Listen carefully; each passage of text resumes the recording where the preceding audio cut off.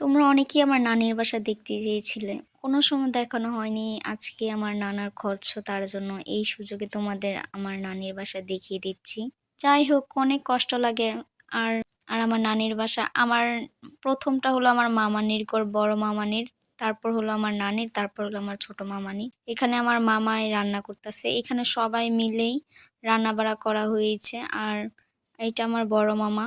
আর হয়তো আল্লাহ যা করে ভালোর জন্যই করে। হয়তো আজকে আমার নানিকে হায়াত দিয়েছে আল্লাহর হুকুম দেখি তার জন্য। হয়তো আমাদের মাঝে আমার নানাও বেঁচে থাকতো, আল্লাহ তো তাকে রাখিনি। যাই হোক আল্লাহর কাছে আমরা দোয়া করি। যেকোনো উসিলায় যেন আমার নানায়ের জান্নাতিবাসী হোক।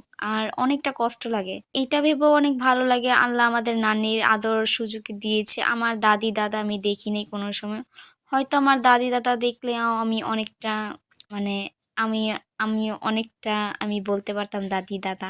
নানা মারা গিয়েছে প্রায় ২০ বছরের মতো।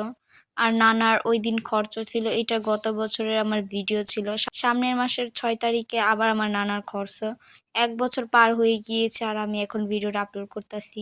তোমরা যারা এই ভিডিওটা দেখবা প্লিজ আমার নানার জন্য দোয়া করবা। আল্লাহ যেন আমার নানাকে জান্নাতিবাসী করুক এই উসিলায়।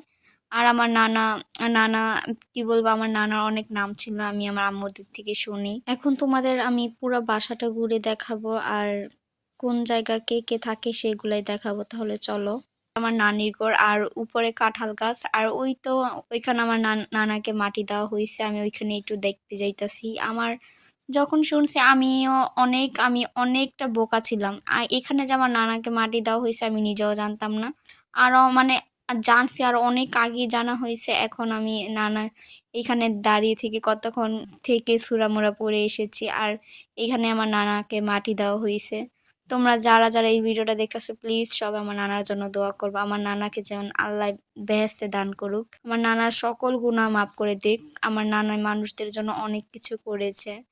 আর এগুলো দেখলে অনেক খারাপ লাগে। আর যেকোনো উসিলায় আমার নানা যেন জান্নাতে বাসী হোক। আমরা সবার জন্য দোয়া করি, আমার দাদি দাদার জন্য, সবার জন্য, সব কবরবাসীদের জন্য। আর এইখানে আমার মামার বলতাছে আমি আমার মামারে বলতাছি, মামা খালি রাঁধতাছেন একটু আমার দিকে তাকান। মামায় যে একটা পোজ দিল, যাই হোক আমি তো অবাক হয়ে গিয়েছি। আর আমার মামানিরা অনেক অনেক ভালো, সবার সাথেই মানে ভালো একটা ব্যবহার করে। আর আমার নানিও অনেক, আমি আল্লাহর কাছে অনেক অনেক শুকরিয়া। আল্লাহ নানির আদর ভালোবাসা দেওয়ার সুযোগ দিয়েছে আমার। যদি নানিও না থাকতো তাহলে কেমন হতো, তাই না? দাদি দাদা নানা কেউ আদরই পেতাম না। আল্লাহ যা করে ভালোর জন্যই করে। এখানে প্রায় রান্না শেষ হয়ে গিয়েছে। আর এখানে মুরগি, মাছ, ডাল, করলা দিয়ে ইচা মাছ রান্না করা হয়েছে, সাদা ভাত। এখানে রুই মাছ দিয়ে, সিম দিয়ে, আলু দিয়ে রান্না করা হয়েছে। আল্লাহ যতটুক ভাগ্যে দিয়েছে ততটুকুই আমার নানিরা করেছে। আর এখানে অনেক মানুষ বলা হয়েছে খেতে আসবে সবাই। আর এখানে কোরআন খতম দেওয়ানো হয়েছে আমার নানার জন্য। সবাই আমার নানার জন্য দোয়া করবা। এখানে সালাদ দেখাচ্ছি তোমাদের। আমার ভিডিওটা কোনো করার উদ্দেশ্য ছিল না, এটা আমার একটা দরকার ছিল ভিডিওটা, তার জন্যই করেছিলাম। দেখি এখন সবগুলো ভিডিও করতে করতে দেখি ভিডিওটা অনেক বড় হয়েছে, তার জন্য আমি তোমাদের সাথে ছাড়লাম। তোমরা বলবে এখন এই ভিডিও ছেড়ে এটার মানে কি? আমি তোমার সাথে শেয়ার করতে চাইনি। আমি ভিডিওটা দেখি মোবাইলে অনেক দিন ধরে পড়ে রয়েছে আর ভিডিওটা দেখলে অনেক খারাপ লাগে। তার জন্য আমার খারাপের যে মুহূর্তটাতে তোমাদের সাথে শেয়ার করলাম। তোমাদের সাথে আমি সবকিছু শেয়ার করি। এখানে আমার আম্মু ডাল বেড়ে নিচ্ছে। এখন মানুষদের খাওয়ানো হবে। আর এখানে প্রায় অর্ধেক মানুষ খাওয়ানো হয়ে গিয়েছে। আমি তখন ভিডিও নিচ্ছি আর এখানে আমিও বসে পড়লাম খেতে।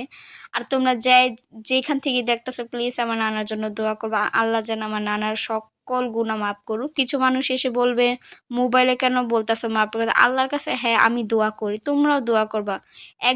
একজনের উসিলা তো আরেকজনই জান্নাতিবাসী হয়, তাই না? দোয়াটাই অনেক কিছু। প্লিজ আমার নানার জন্য সবাই দোয়া করবা। তোমাদের সবার কমেন্ট দেখে আমার অনেকটা খারাপ লাগে। একটা কথা মনে রাখবা, রাখে আল্লাহ মারে কে। যাই হোক ভিডিওটা ভালো লাগলে অবশ্যই একটা লাইক দিয়ে যাবে। সবাইকে আল্লাহ হাফেজ।